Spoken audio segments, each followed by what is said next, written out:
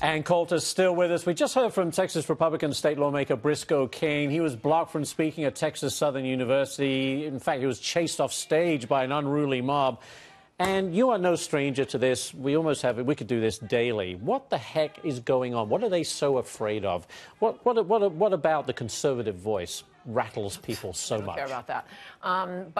But it's becoming a real problem. You know, you'll be able to talk. I think it does have to do with my sponsors backing away at the last minute and not allowing us to push for a court order for me to speak at Berkeley. You can't let fascist mobs win, and they won. And we were about to win in the courts. I mean, the courts, this isn't an obscure issue that hasn't been decided by the Supreme Court before.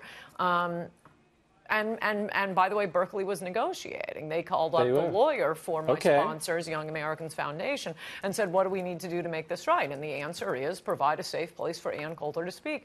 But at the last minute, the night before I was flying up there, Young Americans Foundation, my sponsor, said, no, we don't want to get nervous, involved too we're afraid. And they wouldn't take my phone calls. So there wasn't much I could do, but I think you can't let these things go unanswered. And I think I'm going to have to speak at Berkeley at some point, perhaps with a different sponsor. Fight the good fight. Ann and Herb, want to get to you. We are getting some headlines out from the White House. We knew we would. President Trump says he's looking at welfare reform. Also says the total termination of the Iran nuclear deal is a very real possibility. Quickly, Ann, on welfare reform, long overdue.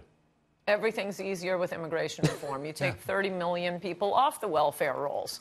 I mean, he's getting to all of the issues. These are the old Republican issues. Yeah, it's important. Tax cuts are great. Right. Get to the stuff you ran on. Nothing is going to work until he goes back to his campaign promises. On Iran, Herb, very quickly, you look, if nothing else, put a marker down saying a weak deal with weak oversight just isn't going to work. One of the things that you have to understand, the Iran deal, the 159-page document, which I've read a couple of times, clearly suggests it's written in subjunctive tense.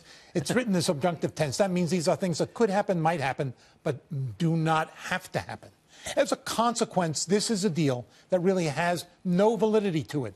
Not validity on our side, and not validity for the Iranians either. What a big surprise. The one thing that is necessary for Americans to understand, if we did nothing, the Iranians would have nuclear weapons in 5 years, 10 years, or maybe a year if they cheat. Ann and Herb, thank you so much. We're already out of time.